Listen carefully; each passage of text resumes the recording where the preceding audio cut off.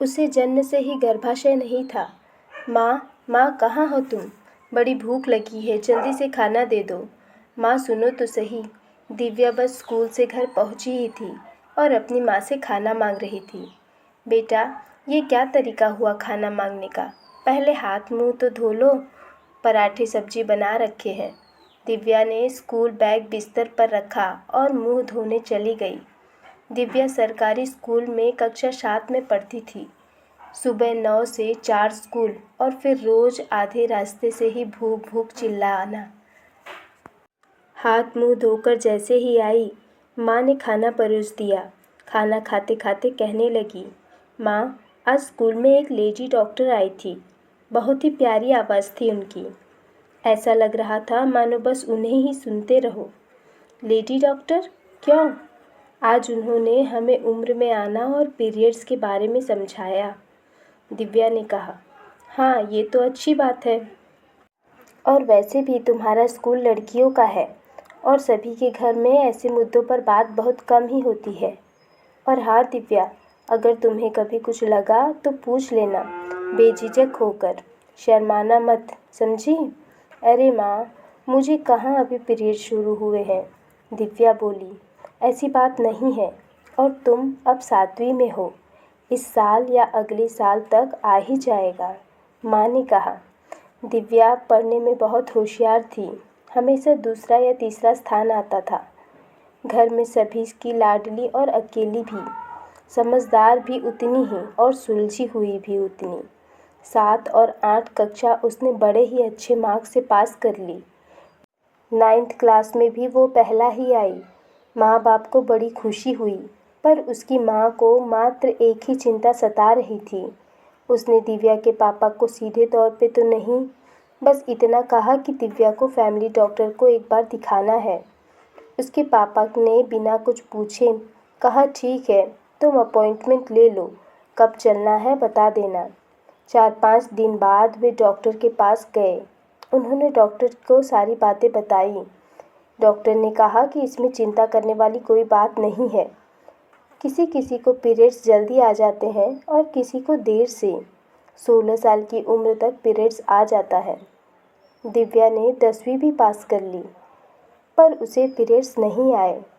अब तो उसके माँ बाप की चिंता और बढ़ गई। उन्होंने एक गायनोकोलॉजिस्ट को दिखाना सही समझा। वहाँ गए और दिव्या की सोनोग्राफी की गई। रिपोर्ट में पता चला कि दिव्या की जन्म से ही गर्भाशय नहीं है। माँ को तो कुछ सूझ ही नहीं रहा था कि वो क्या बोले। डॉक्टर ने कहा, बहुत ही कम केसेस में ऐसा होता है कि लड़की को जन्म से ही गर्भाशय न हो। इससे ज़्यादा कुछ शरीर पर फर्क नहीं पड़ेगा। बस दिव्या कभी माँ नहीं बन सकती। वो खुद किसी बच्चे को जन्म नहीं दे सकती। दिव्या को भी थोड़ी कल्पना मिल गई कि वो कभी माँ नहीं बन सकती। माँ बाप दिन रात सोचते कि कैसे इसकी शादी होगी और कौन करेगा इससे शादी। अब दिव्या वकालत करने लगी थी।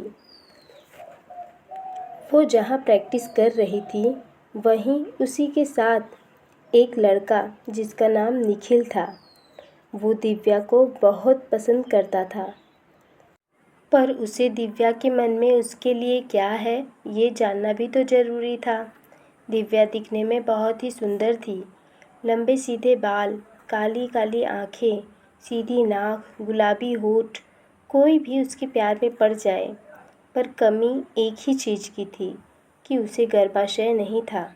दिव्या को जीवन से ज़्यादा उम्मीद भी नहीं थी। उसे एक अच्छा वकील बनना था, किसी के प्यार में पड़ जाना। और जब उस इंसान को पता चलेगा कि उसे जन्म से ही गर्भाशय नहीं है, तो क्या वो उससे प्यार करेगा? क्या वो उससे शादी करेगा? ये सब सोचकर दिव्या ने बस अपने ही करियर पर ध्यान देने की सोची। प्रैक्टिस भी पूरी होने को आई। बस एक ही महीना रह गया था। आज उनके ग्रुप के सभी ने सोचा था कि आज सब एक साथ मिलेंगे। निखिल ने तो सोच ही रखा था कि आज दिव्या को अपने दिल की बात बता ही दूंगा। तभी अचानक वहाँ पर दिव्या आ जाती है। निखिल उससे पूछने लगा कि कि अब जब प्रैक्टिस पूरी हो जाएगी तो आगे क्या सोच रखा है? करियर ही करना है या शादी के बारे में भी कुछ सोचा है? ये सब बोलते बोलते निखिल ने बोल दिया, दिव्या, मुझे तुमसे एक बात कहनी थी। हाँ बोलो या ना। दिव्या, मुझे नहीं पता कि तुम मुझे पसंद करती हो या नहीं।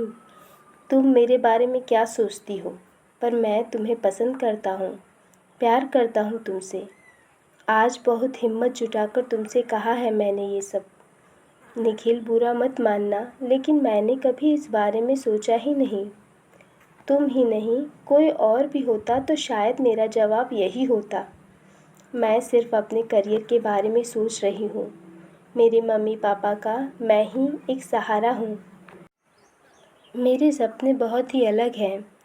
मुझे इस बंधन में नहीं रहना है। नहीं दिव्या, मैं तुम्हें किसी बंधन में नहीं रखूँगा। जो तुम्हारे सपने वही मेरे सपने। मैं हर समय हर मोड़ पर तुम्हारा साथ दूँगा। दिव्या को ये बात हमेशा याद रही थी कि उसमें क्या कमी है। फिर क्यों किसी को झूठे दिलासे देकर किसी की ज़िंदगी बर्बाद करना। वो खुद एक अनाथ आश्रम से जुड़ी थी और उससे हर वो मदद जो वो कर सकती करती थी। उतने में सभी दोस्त आ जाते हैं, खूब गप्पे मारते हैं, एक दूसरों को टच में रहने के लिए कहते हैं, लेकिन निखिल केवल दिव्या को ही देखे जा रहा था, मानो उसे अपनी आँखों में समा रहा हो। निकलते समय दिव्या के साथ हाथ मिलाया, उसकी आंखें भर आई। वो अपनी बाइक लेने गया। दिव्या उसी की तरफ देख रही थी। पलटकर दिव्या ने झट से अपने आंसू पोंछे। करती तो करती क्या, कोई रास्ता ही नहीं था उसके पास। शाम को वो घर आ जाती है। दूसरे दिन उसका एलएलबी का रिज़ल्ट आता है। उत्तम मार्क्स से वो पास हो जाती है। उसने वकालत के साथ साथ आगे की पढ़ाई जारी रखने का फ़ैसला किया, लेकिन माँ बाप को उसकी शादी की चिंता लगी रहती। वो कहती, आप ही बताओ, मुझसे कौन शादी करेगा। मुझ में जो कमी है उसे जानकर कोई भी मुझसे शादी नहीं करेगा, और मैं किसी को फंसाकर शादी नहीं करना चाहती। तब माँ बोली, अरे कोई तो होगा जो तुम्हें बिल्कुल वैसे ही अपनाएगा जैसे तुम हो, और बच्चा गोद भी तो लिया जा सकता है। शादी करनी ही नहीं, ये फैसला ठीक नहीं है बेटा। सोचूंगी माँ, अगर वैसा कोई मिला तो। इतना बोलकर दिव्या अपने कमरे में चली गई। दूसरे दिन दिव्या को देखने वाले आए थे। लड़का दिव्या की मौसी का कोई रिश्तेदार था। पर माँ, उसे सच तो बताना ही पड़ेगा ना। हाँ बेटा, पहले तुम ऑफिस से घर आ जाओ। दिव्या आज जल्दी घर आ गई। हाथ मुंह धोकर तैयार होने लगी। आखिर वो भी तो एक इंसान ही थी। उसकी भी तो कुछ भावनाएं थीं। उसे तो लगता होगा ना कि कोई भी हो जो उसे दिल से प्यार करे, अपने हक का हो। और ऐसा सभी को लगता है क्योंकि ये प्राकृतिक है। अपने सुख दुख में हमेशा अपने साथ खड़ा हो। दिव्या आज बहुत ही सुंदर लग रही थी। उसने गुलाबी रंग की साड़ी पहनी थी और मैचिंग की चूड़ियाँ। उन चूड़ियों को देखकर उसे निखिल की याद आ गई। उतने में माँ ने आवाज़ लगाई। वो तुरंत किचन से बाहर आ पहुँची, अपनी भावनाओं को दबाते हुए। उतने में लड़के वाले आ जाते हैं। उसके माँ बाप और एक छोटा भाई था। माँ ने सभी को पानी दिया और दिव्या को आवाज़ लगाई। दिव्या एक कुर्सी पर आकर बैठ गई।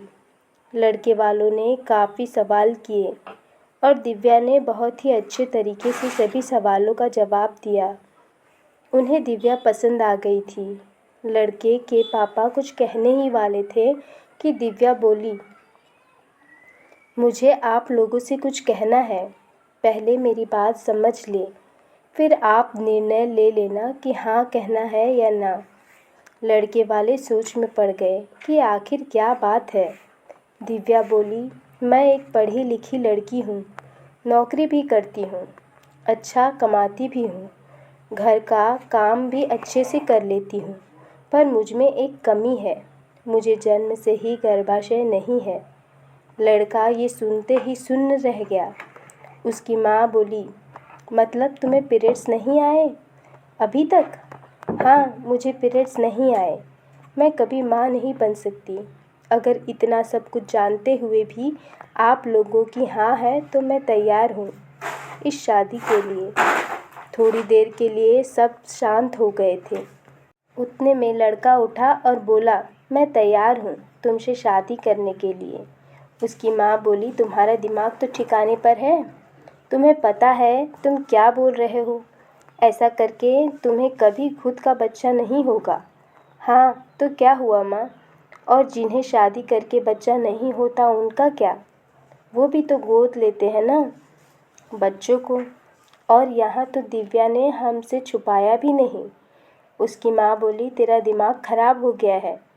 सिर्फ लड़की की सुंदरता नहीं देखी जाती, अपने खानदान को वारिस भी तो चाहिए ना।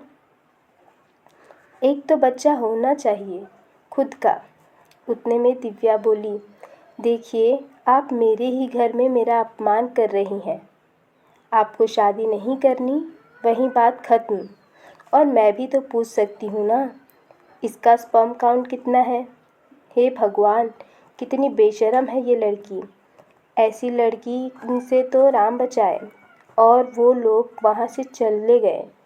ये तरीका होता है बात करने का दिव्या? माँ ने कहा। क्या गलत कहा उसने? अगर लड़का सवाल पूछ सकता है तो लड़की को भी उतना ही हक है सवाल पूछने का। अपनी लड़की में कोई कमी नहीं है, और जो भगवान ने दिया ही नहीं उसके बारे में क्यों इतना सोचना। और जो लड़का मेरी बेटी को इस कमी के साथ अपनाए, मैं उसी से अपनी बेटी की शादी करूँगा, दिव्या के पापा ने कहा। ये सुनकर दिव्या अपने पापा के गले लग गई और रोने लगी। चिंता मत करो बेटा, भगवान ने तुम्हारे लिए किसी न किसी को बनाया होगा और सही समय आने पर वो ज़रूर मिलेगा। दिन ऐसे ही बीतते चले गए। दिव्या अपनी पढ़ाई और करियर में व्यस्त हो गई। एक दिन दिव्या के पापा अपने दोस्त मोहन से दिव्या के बारे में बात कर रहे थे। बात करते हुए उनके मुंह से दिव्या की कमी के बारे में ही निकल गया। तब मोहन जी बोले, तुम चिंता मत करो, मेरा बेटा करेगा दिव्या से शादी। ये सुनकर दिव्या के पापा बड़े ही आश्चर्यचकित हुए। उन्होंने कहा, अरे ऐसा कैसे हो सकता है? और भाभी इस रिश्ते को मानेंगी? मोहन जी बोले, तुम चिंता मत करो, मेरा बेटा इतने संकीर्ण विचारों का नहीं है। और मेरी पत्नी एक एनजीओ चलाती है, वो इन सब बातों को नहीं मानती। दिव्या के पापा ने घर आकर दिव्या को और उसकी माँ को सारी बातें बताई। दिव्या बोली, पापा आपने सही में सब कुछ ठीक से बताया है? फिर से पिछली बार की तरह तो नहीं होगा ना? नहीं बेटा, तुम चिंता मत करो, वैसा कुछ भी नहीं होगा। वो लोग शुक्रवार को आने वाले हैं। शुक्रवार का दिन आ गया। मोहन जी अपने पत्नी और बेटे निखिल के साथ दिव्या के यहाँ पहुँचे। दोनों दोस्तों ने अपने अपने परिवार का एक दूसरे से परिचय कराया।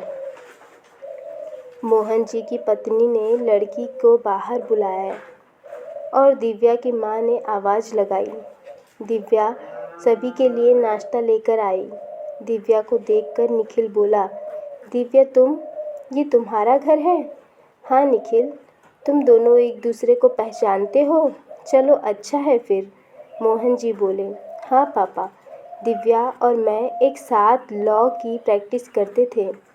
हम दोनों बहुत अच्छे दोस्त हुआ करते थे। फिर तो दिव्या को कुछ पूछने की ज़रूरत ही नहीं। अब बस तुम दोनों के विचार क्या हैं ये पता चल जाए। निखिल की माँ ने कहा। दिव्या के पापा बोले, एक काम करो, तुम दोनों दिव्या के कमरे में बैठकर बात कर लो। दोनों दिव्या के कमरे में चले गए। दोनों बेड पर बैठ गए। दिव्या ने कहा, निखिल क्या तुम्हें मेरे बारे में सब कुछ मालूम है?